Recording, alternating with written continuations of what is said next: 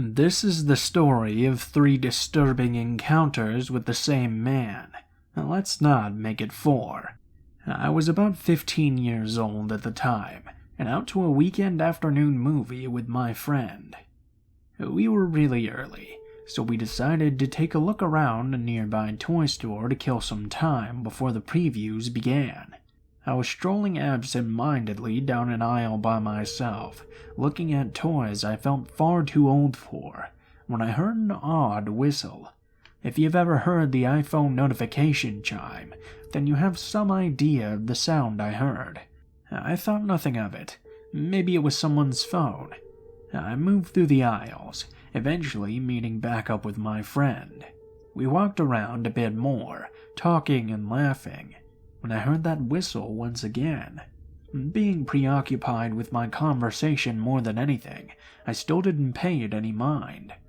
On our way back out of the store, I heard the whistle for a 3rd time, but much closer, practically right over my shoulder.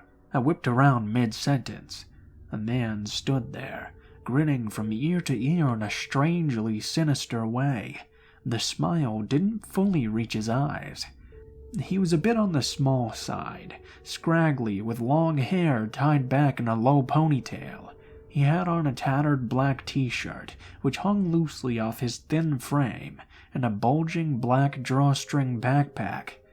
"Hi," he said, stretching his lips even wider around his contrastingly bright white teeth. As a teenage girl, I was no stranger to the attention of older men, but something about his persona and approach set me on edge. Still, I was taught to be polite. "Hi," I responded tentatively, taking a step backwards and away from his intense stare. "I've noticed you around the store. I thought I could get your opinion on something." He unfolds a crumpled, stained copy of the toy store's weekly ad and pointedly stabs at the Barbie doll section with his index finger. "See, I'm looking for the perfect doll for my niece, and I just have no idea which one to pick. What do you think?" He looks up and smiles, but his eyes are dark pools of nothingness, devoid of any interest in the conversation. This one is nice," I say, pointing at a doll at random, hardly looking at the ad. "Wow, thank you. I really appreciate that. Hey, has anyone ever told you how pretty you are? You must go to the gym often. What gym do you go to?" Taken aback by his absurd stream of rehearsed-sounding pickup lines, I said thank you and forced a laugh. I'm young, and so is my friend. Our inexperience and his strange approach kept us frozen in place. His eyes still bore only into mine, and his grin, wider still and deeply disconcerting, never fades from his face. "Hey, do you want to be friends? I'd like very much to be friends with you. You know what friends do? They take pictures together, so let's take a picture together since we're friends." He holds up a red flip phone with the front cover held together by a rubber band. He activates the front-facing camera, and before I can say anything, he leans into me, face uncomfortably close, and snaps a picture. He looks at it briefly, smiles, and pockets his phone. "There, now we're friends," he says matter-of-factly, and turns his gaze back to me appraisingly. Stupidly, in a horrified daze, I nod. "So where are you from? Where are you going after this? What do you like to do?" My friend puts her hand on my arm, and I suddenly break from my stupor. "We have to go, my dad's waiting," I say, and we turn to leave. My last, but not final, glimpse of him is with his head cocked to the side, and a wide smile spread across his face. His eyes now flickered with something I can only recall as amusement.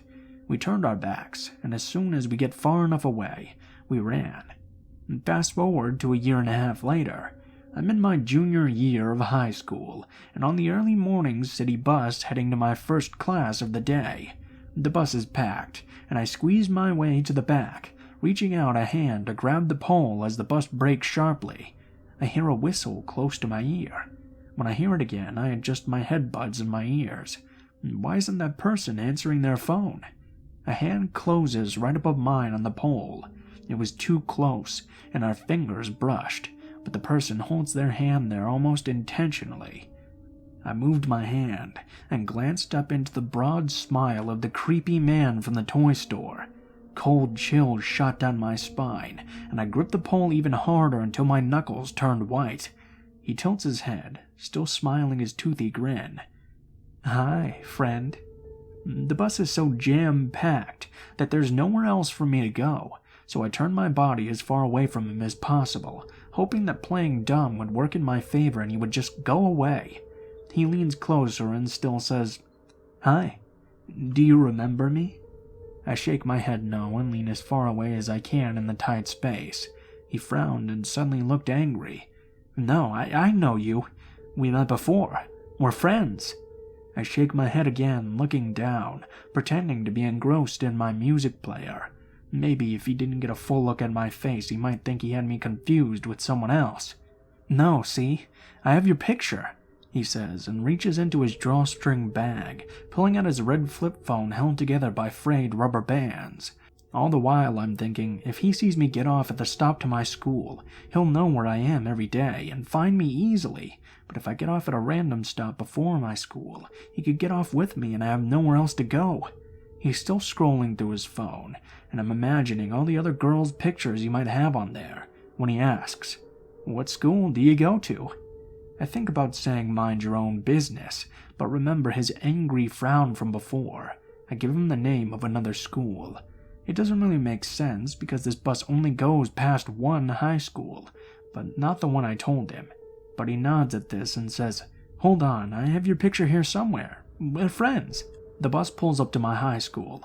There was nothing else I could do but get off. While he's still preoccupied with his phone, I lost myself in the crowd and ran all the way to school. I was shivering when I got to my first period classroom, and I could hear the blood rushing to my ears. I asked my boyfriend to take the bus with me every morning for the next few weeks, and I changed up my route going to and from, but I didn't see him again.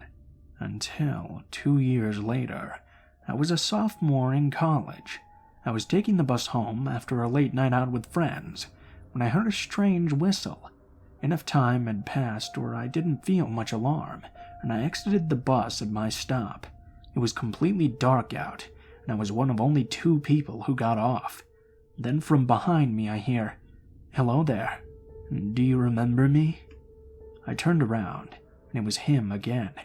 It was hard to make out his features in the dark, but I instantly remembered the tone of his voice. I recalled the whistle, the tilted head, and the wide, toothy smile. I see what looks like a backpack strapped to the front of his chest. "No!" I say, and start walking faster, heart racing, wondering how fast I can run in these flip-flops. I heard him picking up speed behind me, and I dared to glance back. I glimpsed him starting to run at me, hands in his backpack digging around for something that I don't want to know. He was angry now, smile gone, and he shouted at me, "So you want to be that way?" I start running and didn't stop until I got home. So to the whistling man with the backpack, "No, I don't want to be your friend. Let's not meet again."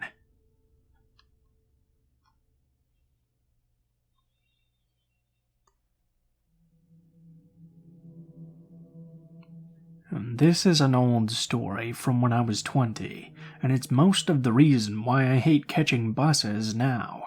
I live in a sleepy little city in Australia, with frickin' horrible public transport.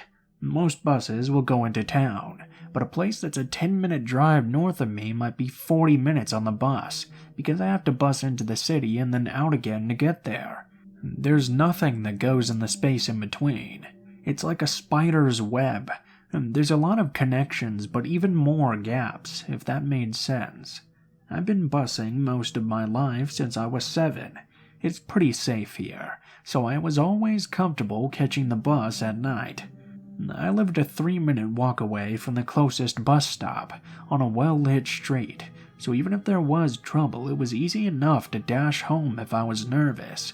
I know this seems like a lot of preamble, but bear with me here.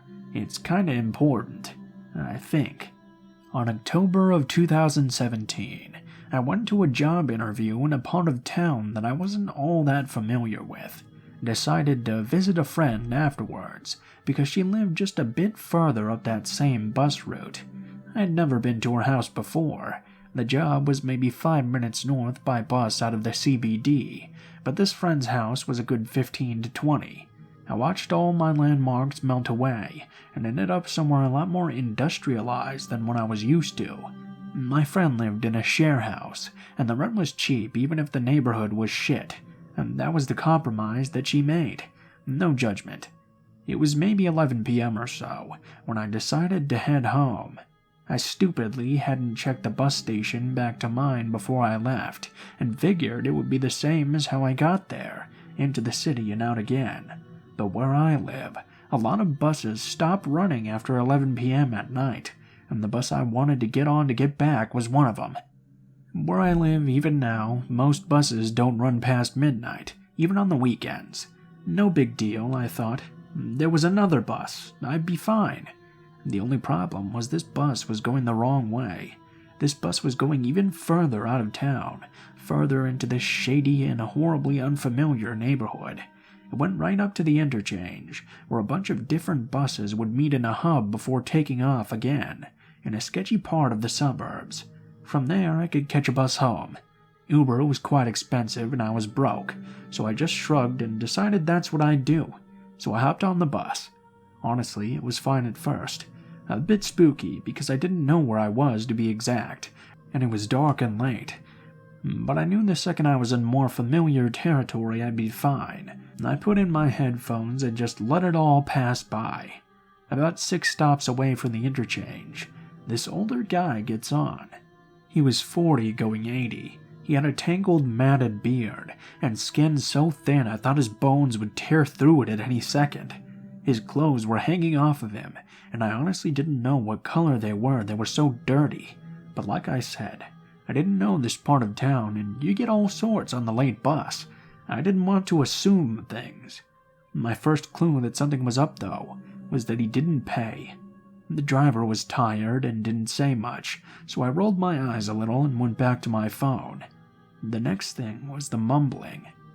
I thought my music was playing up, but when I looked up, this man was just staring in front of himself, mumbling and eyes hard as pavement. There were a couple of other people on the bus, all looking as nervous as I felt, but I figured he was just out of it and homeless. I felt bad for him more than anything. 10 minutes later, we pulled up at the interchange, and I hopped off to grab my connecting bus. I decided not to think any more about it. It was weird, but whatever, you know? I was 20, I had other things on my mind. Then this creepy motherfucker got on the bus with me. I'd settled about halfway back, and I was queuing up more music when I saw him get on. I kind of froze at first, but I figured it must be a coincidence. Besides, there were a couple of other people on the bus, so I felt pretty safe. Then one by one, all these people got off the bus, and it was just him and I left. At this point, it was nearing midnight. It was pitch dark, and I know the bus route I was on pretty well, but not that part of it, just after the interchange. I started texting my boyfriend because his house was on the route, and it was closer than mine was. The guy on the bus was still mumbling, but when I looked up it was at me. I watched frozen, as he slowly got up and moved closer to my seat. I couldn't make out what he was saying, but I knew he was talking to me. Now Cthulhu, you might be wondering, why the fuck didn't you just move? Great question. In my head, I didn't want to draw attention to myself by moving. I thought of him like he was a T-Rex from Jurassic Park. Maybe if I just didn't move, he wouldn't see me. But he'd already seen me. I could feel his eyes on me, like he'd taken a hand and pressed it against the back of my neck. His stare felt so heavy. My boyfriend had me share my location for safety. I turned off my music so I could focus better. I know, right? And looked at the map to get my bearings. I knew I was about 15 minutes from home, 10 from my boyfriend's. He lived a 30-second walk from the bus stop, in a share house that was never locked because there were always people over. Yeah, it was a drug den.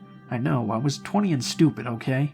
He was at a birthday an hour away, so he wasn't home, but he said I could get off early and go into his if I was scared. But it was no big deal, I told myself. I was close to my house. Creepy McFuckster would leave me alone soon. I didn't need to hide behind my boyfriend's friends to feel safe. I was a strong, independent, and dumb as shit woman.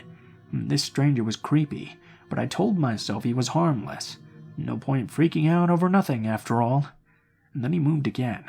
He moved so he was right behind me. I could feel his breath on the back of my neck in small puffs as he mumbled. I still couldn't hear the words, but he leaned forward. I stopped texting my boyfriend, because when it's time to fight or run, I freeze instead. Thanks, lizard brain, for letting me down there. That 10 minutes felt like hours. I felt like I held my breath the whole way as that fuckface leaned closer, whispering and mumbling. I don't catch a word of what he said, but I would swear to all the angels that I could feel it against my neck. My skin was doing its best to slither off my skeleton, and I stared dead-eyed at my phone, watching my location and taking in the street names. I decided I wasn't waiting to get to my stop. I was getting off at my boyfriend's and legging it, so that's what I did. I sprinted off that bus and ran into his house, slammed the door behind me, not even checking to see if he followed me off. To my horror, my boyfriend's house for the first time that year was completely empty. His tiny dog was barking her head off, and I was crying as I texted my boyfriend, asking where everyone was, why tonight was the night of all nights the house was empty, why the door was so impossible to lock, and when I finally got it closed, my boyfriend's dog was still barking. I sat in the hall for a while, listening to the swing of the gate. If I heard it creak, I told myself, I would call the police. After a few minutes, I got up and went to my boyfriend's room to wait. The whole time, this dog was still barking, but not this someone is home bark. She was doing her I'm trying to be menacing because I do not like this bark, and growl. That kind of shot her whole body forward. So I lifted up my boyfriend's blinds, and I peeked for just a second. There, in the middle of the road, in a pool of cold streetlight, someone was standing and staring at the house. At that distance, I couldn't see them, and I don't think they could see me, so I don't know for sure if it was the same man. I don't know. As I stared at him in the back of my head, I heard those whispers I heard on the bus. My boyfriend got back about 20 minutes later, and the man was gone then, but I still cried a little. A lot. Okay, it was a lot. It's been a few years now. McCreepy McFuckface? Let's not meet.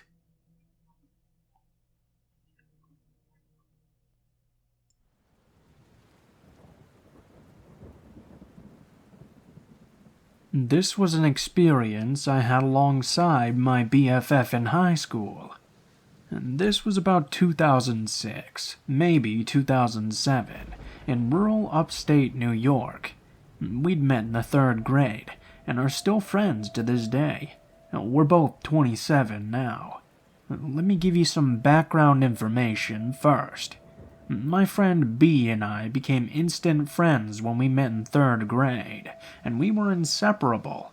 We frequented each other's homes so much, her mom set up a guest room as my room. I had toys, clothes, pictures, everything I needed was there. I was practically family. Pictures of B and I hung on the walls of the home owned by her very proud mother, Shelley. Shelley always wanted 2 daughters and loved me so much that she considered me to be her second. Now on to the meat of the story. Again, this incident took place when B and I were sophomores in high school. Her mother was divorced and dated a few different men, meeting some off sites like eHarmony. She had been speaking to a man for a few weeks, gushing about how manly and charming he was. She was really excited, and always showed us their profiles before she decided to go on an actual date with one of these men. She would always say to us, "I need my daughter's stamps of approval." One night she called us to her room, and showed us this man she had been talking about. His profile was simple, as one would imagine for a middle-aged man in 2007 on eHarmony. The headline read, "Looking for a strong mother." I made a joke about his odd placement for caps, and just how strange a way it was to start out, but we moved forward. It told of his metalwork background, his love of cold steel, and his work in a foundry that kept his icy heart just warm enough. I was honest and told her it sounded off, but he was quite handsome. Sporting black, well-groomed hair, A beard, a strong jaw, icy blue eyes, and a relatively fit body for a 40-something-year-old male. I did stress on the weird vibe. Then B joked how Shelley always picked out the antisocial ones. We laughed a bit, knowing this wasn't wrong. Shelley brought some weird stories home, but what do you expect meeting men online? We told her to go for it, so they planned on dinner. It was a haul for him, about a 2-hour drive. He was driving to our location, where they would then take one car into town. B and I helped Shelley pick out her outfit, helped her with her hair and makeup, and then went back upstairs so she could have some time to herself before the long night. We headed up the stairs where B and I were painting a wall in her room, just listening to some music and cutting up. He just let himself into the house like no big deal, and came on upstairs without saying a word. No knocking, no doorbell. The dogs didn't bark. Nothing. We got spooked, jumped and screamed and shit our pants a little when we hear a man start talking behind us. We don't know how long he had been in the house. We don't know how long he stood behind us without speaking, but when he did speak, we shook. Well, I didn't know I was getting a 2-for-1 deal, he said in a quiet, gravelly voice. He chuckled as we stood there in shock of the stranger in her room. He sauntered over to us, like a man on a Sunday walk. The smell of cigarettes filled the room, as if Rod Sterling himself was standing in the corner explaining our situation to the audience for their own personal episode of The Twilight Zone. Right then, I noticed how much this guy looked like the pictures Shelley had showed us, except he had salt and pepper, not jet black hair, and his eyes were not ice blue, but black, not brown, completely black. It looked like this guy's eyes were 100% pupil. "Are you—" I was interrupted by Shelley shouting. "Who got hurt?" She must have thought we were horsing around and one of us got hurt. This was normal for us because we goofed around a lot. She was jolted at the sight of this man blocking her from us. He turned around just as soon as she reached the top of the stairs and held his arms out. He said in a way less tone than he used earlier, "Shelley, you look beautiful. I knocked and no one answered. I hope it's okay I let myself in. These are your girls? They're beautiful like their mommy." I'll never forget how he said mommy. It felt dirty. B and I both side-eyed each other and stepped down off our stepladders. We were both very in tune with each other. If I felt weird, I knew she did. And we both felt the odd air of the room. Shelley glanced away from him and at us who were behind him, looking at her with wide eyes and both kind of shaking our heads to the side in disbelief. Shelley looked back to him. This exchange only took a few seconds, but it seemed like an eternity. She forced a smile at him and said, "Oh, I'm sorry. Next time just ring the bell. I'll come open the door." He nodded and walked towards her with open arms, and hugged her like they had been the oldest of friends. She looked at us as they hugged and just kind of rolled her eyes to show us what she thought of his excuse. She proceeded to tell him that it was not appropriate as she led him down the stairs. We heard him apologize over and over. B and I instantly ran to our phones. We agreed to text her mom what he had just said to us so we could tell her, without him knowing. We hit send, and about 10 minutes later we heard footsteps up the stairs. It was Shelley, and she shut the door behind her. She asked us if we were okay, and she hugged us tight, told us she was sorry he made us feel uncomfortable. She explained to us that he said we reminded him of his girls and didn't mean to scare us. We nodded, and then she said they were leaving out for the date. We hugged her, said be safe, and we would see her soon. As she headed down the stairs, B and I looked at each other. We both knew that something was not right, but we were both speechless from the good scare we had received from this dark man just 15 minutes prior. We heard them walking and talking, heading towards the front door a few minutes later. Shelley shouted up the stairs that she loved us. We yelled back that we loved her, and then the door shut. We instantly started talking to each other, saying the same things. "He laid that charm on so thick as soon as he saw Mom," B exclaimed further. "And did you see his eyes? What the fuck was that? He looked so much like the guy from the pictures, but not exactly." We both concurred on our feelings about the stranger. His scent, his demeanor, his voice. It was something out of a classic stranger danger advert. Again, we agreed to text Shelley how we felt. She thanked us and told us it seemed to be going well, and she would let us know that she was safe every hour. B and I just were freaked out, even more so that Shelley was not. It was like a weird spell he cast on her. It was odd, but we wanted to think the best for Shelley, as she was quite excited about this guy. She texted us every hour until she got home.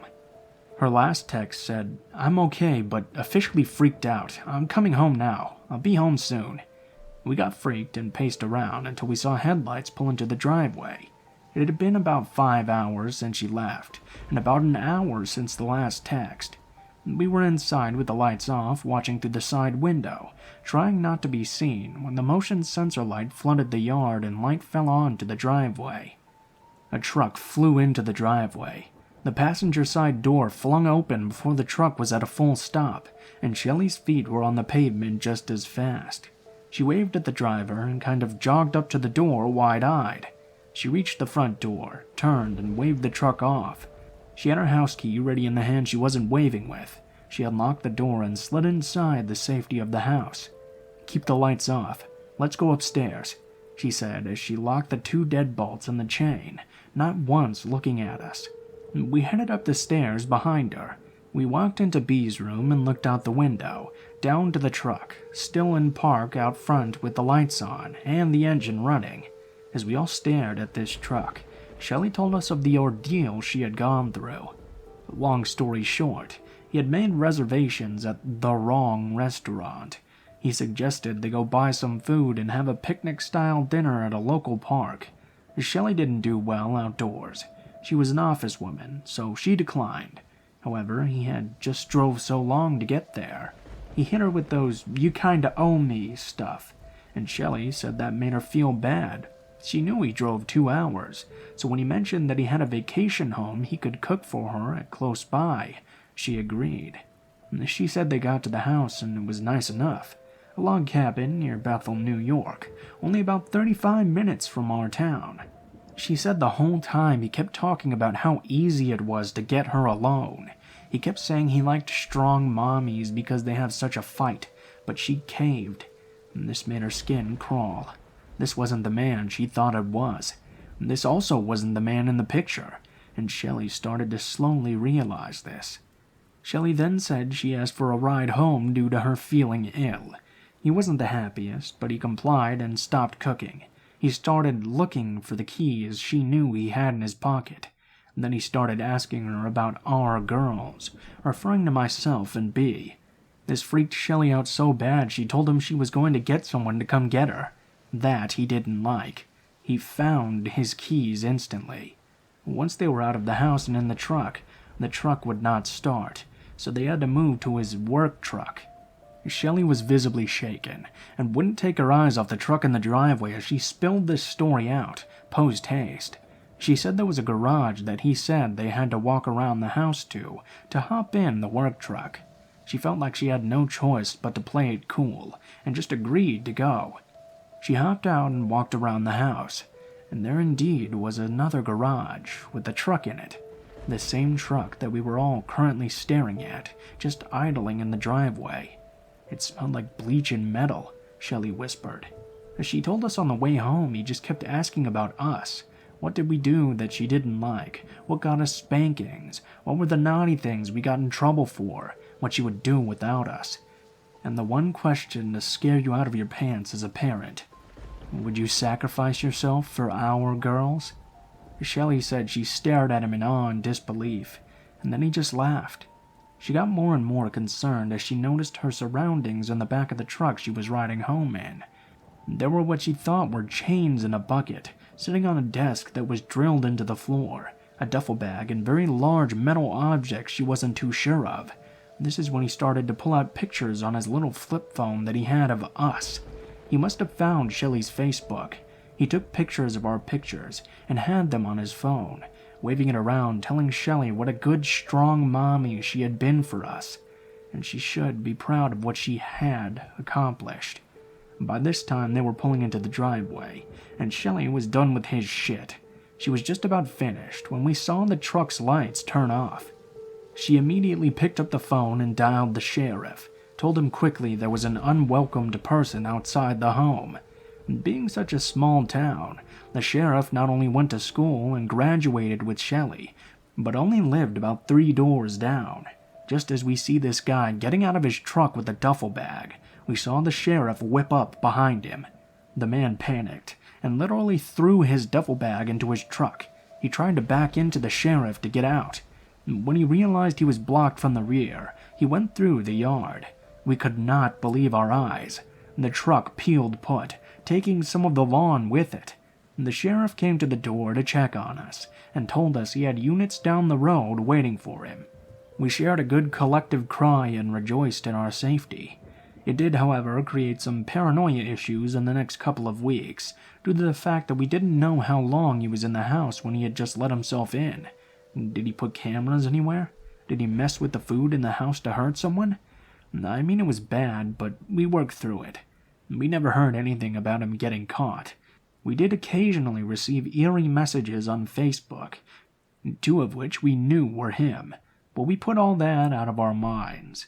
We haven't heard anything from or about him since about 3 months after the incident, when the last message was received.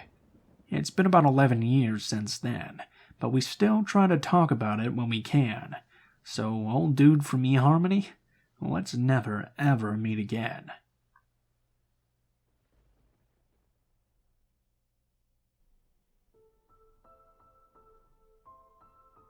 What is up, guys? Blue Spooky here as always. Thank you guys so much for watching, especially if you made it this far to the end of the video.